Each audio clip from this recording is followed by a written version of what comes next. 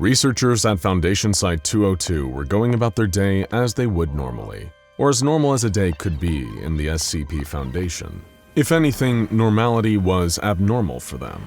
It was a quiet day at Site 202, as it had been for a few weeks, to the distress of many of the researchers stationed at the site. No anomalies had breached containment in the past 20 days. There were no random anomalous events to investigate. Testing was up to date for all anomalies they had contained in the past few months, and their leads on potential anomalies had run dry. There was little to do at Site 202, and its researchers grew restless as the piles and piles of boring Foundation paperwork grew even taller. That was until a fateful day in the spring of 1990. It was March 22nd. The cold winter weather had still lingered in the air that day, but it was warming up for all the people living around the site. There was word that a school not too far from SCP-202 was experiencing an event that could only be described as potentially catastrophic to the SCP Foundation's reality. Of the researchers at Site 202, 5 were deemed suitable to form a temporary task force. The first, Dr. J. Alfred Henry, a senior researcher who was a former member of the mobile task force, the Mole Rats, during the investigation into SCP-1730, the interdimensional Site-13. Dr. Henry also brought along his assistant, researcher Tyler Zeisman. The next member was Yavan Olik, who was in charge of taking care of any living anomalies that may be present at the location. Another member of this team was Sprigand Firestarter, a former member of the anomalous group of interest, the Serpent's Hand, which specializes in magic and spellcasting. This project was overseen by Samantha Streisand, the director of Site 202. The team was not given a normal designation as most task forces are, a Greek letter and a number. Instead, they were called the Taint Team, and were in charge of documenting and combating any and all parts of reality that were tainted by the anomaly. The team set out for the location of this potential anomaly. Along with their standard issue firearms and tactical armor, they were armed with the portable Scranton reality anchors and possibly the most important part of their arsenal, their expertise. The location the Taint team arrived at was nothing they were expecting from what they had heard about past reality-altering anomalies. They were greeted with a single school building. It was large in size, more a castle than a school. It was constructed out of red bricks, with the roofs being slanted and white. In the center of the building complex was a large clock tower. The researchers commented how similar it looked to a nearby church and continued inside. They moved throughout the school, looking around for any sign of abnormalities. There were 3 floors and 2 wings, but all of them housed no anomaly. The portable Scranton reality anchors each member of the Taint team held were not picking up on any levels of reality instability. They were close to calling the investigation a false positive and moved back to Site 202 when a faint beeping noise was heard from all of the members of personnel. Dr. Olik was the only one not to react to the sound out of the team. "It's just a meat processing plant," he said sternly. "There's nothing here except empty rooms and dust. Let's just head back." The rest of the team was confused. A meat processing plant? They were all briefed numerous times that this was a school. Olik was the first one to comment that he recognized the location. Was this the reality-altering anomaly they were looking for? A school that made people think it's a meat processing plant? That wouldn't be the weirdest anomaly the Foundation has found. One side had a Yeti working for them. But this was rather underwhelming. "What do you mean a meat processing plant?" inquired Dr. Henry. "Whatever, let's just go," Olik responded coldly. Dr. Henry stopped him as he turned and looked into his portable reality anchor. There was a rise in Humes on the other side of the main corridor on the first floor. Humes are a unit of reality stability. Baseline reality is located at a Hume level of 0. Anything or anyone with a Hume level greater than that is able to affect reality in various ways. The team moved slowly to the other side of this room, once again finding nothing except the white drywall and tile flooring of the building. There was one odd element as they approached this portion though, a door. It was not like any of the heavy steel doors the team had seen in the building. It was wooden, like the one you'd see on a house. The Hume reader skyrocketed. It was a number they had never seen before. 4,000 Humes. After a 10-second of looking at each other on what their next move should be, Dr. Henry slowly reached his hand out to the door and twisted the bronze handle as the rest of the team drew their weapons. He opened it quickly, finding nothing but a dusty staircase. The Hume reader plummeted back to normal levels as quickly as it had spiked. The team discussed what they should do next. They decided to enter the basement level, which they found was not listed on the floor plan of the building. Dr. Oleg insisted, however, that he remembered this meat processing plant having a basement. They moved into the dark stairway and slowly progressed down the stairs. It was an oddly short staircase that led to an oddly small room. The team was once again confused. Why did the Hume level hit a record high if there was nothing but a small boiler and a few pipes snaking out onto the walls? Dr. Oleg was notably absent from the team. After some searching, he was found a bit up the flight of stairs, frozen in place with fear. "Yvonne!" Dr. Henry called. "What's wrong?" There was no response, as Dr. Oleg just stood there frozen in shock. Then suddenly, the silent doctor began to walk down the steps almost robotically. His eyes were locked onto the boiler, but it didn't look like anything was wrong with it to the eyes of everyone else. Dr. Oleg entered the room with the rest of the team and moved towards the boiler. "You don't see it?" Oleg said. The veins." "What are you talking about?" Dr. Henry responded. "There's nothing wrong here." Researcher Zeisman moved towards Dr. Oleg in an attempt to calm him down. As he approached, Dr. Oleg became hostile and began fighting the researcher. The other members of the taint team attempted to calm and restrain the doctor, but Oleg thwarted these attempts and moved to the corner. "Blood!" Oleg cried. "He wants blood!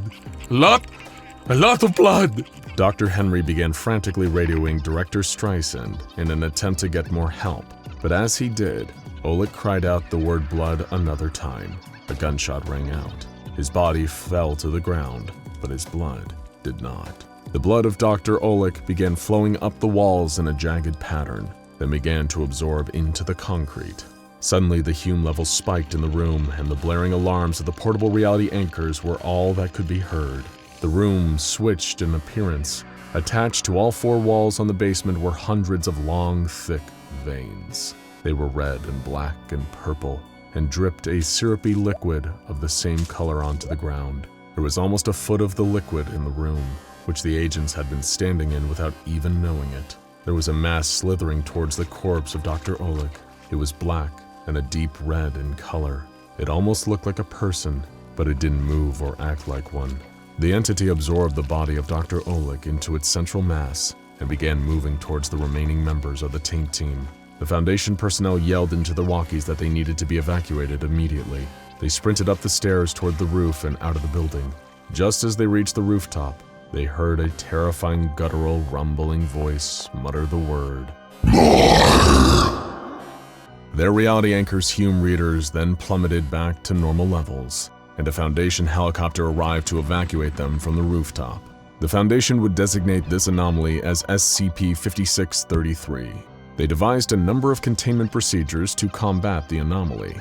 Site-202 was to be used as a drainage facility for the anomaly's secretions, and all personnel who enter the basement of SCP-5633 must not have a phobia of blood. As with most anomalies, the SCP Foundation personnel of Site-202 decided to conduct testing under the belief that SCP-5633 could speak to them again. Blood used for transfusions at the Foundation was transported from Site-17 for the taint team to use as bait to attempt an interview. It has been over a month since the taint team had been to SCP-5633. They remained with 3 members despite losing 1 to the anomaly, as they were all familiar enough with the building. Dr. Henry placed down a bag of blood and readied his reality anchor. Immediately, the blood was drained out of the bag and began to flow up the walls of the basement. As Hume levels spiked, the room revealed its true form. The humanoid entity responded, "I am glad you know what to do." Another bag was placed down. "You are now part of my creation." It was decided that 2 bags would be placed next. Dr. Henry believed that more blood would potentially get a greater result. "You should follow every instruction I give you. You should give me blood each time, or I will stop giving you instructions." Another 2 bags of blood were placed down, but this time no phrase was given from SCP-5633. Instead, a bundle of papers fell from one of the veins. It depicted the blueprints for Site-202.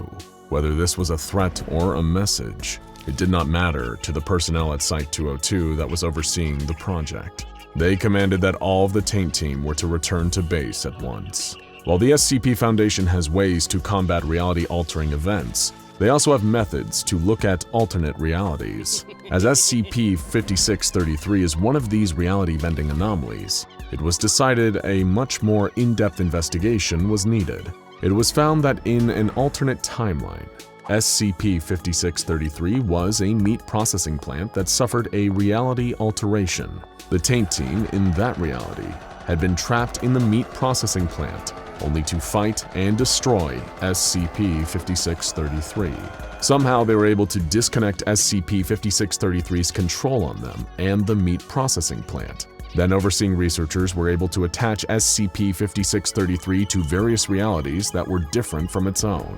It became confused and destroyed itself. Did the SCP Foundation of another reality accidentally send SCP-5633 to this reality? It seems that way. So perhaps this version of the SCP Foundation could contain it by sending it to another reality. Perhaps one that it didn't have power in it at all. The Taint team decided that this was the course of action they would take. They reviewed the file they had recovered from the servers of an alternate reality, finding that blood was the correct sacrifice to give to SCP-5633. There was an issue though. The humanoid entity within SCP-5633 had been growing larger, along with its already intense power. Tests were being run on the substance found in the basement, as Site-202 had been draining and pumping it into a disposal and storage laboratory. It was found to be a mixture of blood and DNA from over 2,000 different human sources. There was a catastrophic accident with one of the drainage pipes in Site-202. One had been heated to intense temperatures, causing a potential meltdown of the entire site. On-site security and repair teams moved in swiftly to combat the issue. However, the superheating and rapid flooding led to the pipe bursting from shock, splattering everyone in its vicinity with SCP-5633's fluid. The fluid acted almost as an acid, burning away armor, clothes, skin, and muscle tissue, and embedded itself into the bodies of the victims. They were immediately placed into temporary containment, as at the time, it was unknown what would happen when the liquid entered the bloodstream. As always, tests were performed on the wounded. They found that the entirety of the DNA of those who had been victims of the liquid was instead reading as SCP-5633's DNA, not their own. For the time, the victims seemed fine.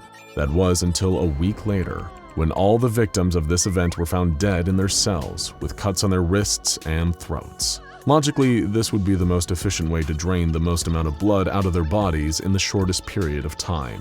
The oddest part of this entire ordeal, there was no blood pooled on the ground whatsoever. There were only faintly red trails of blood up the walls of each cell. That same day, SCP-5633 was observed to have grown over twice in size. If the anomaly could affect people who are not even in the room, what's preventing it from spreading this liquid to all corners of the Earth and draining all of the human race's blood into its own mass? The Taint team was given a supply of blood to draw SCP-5633 out, so that reality anchors could be placed and it could be sent to another reality.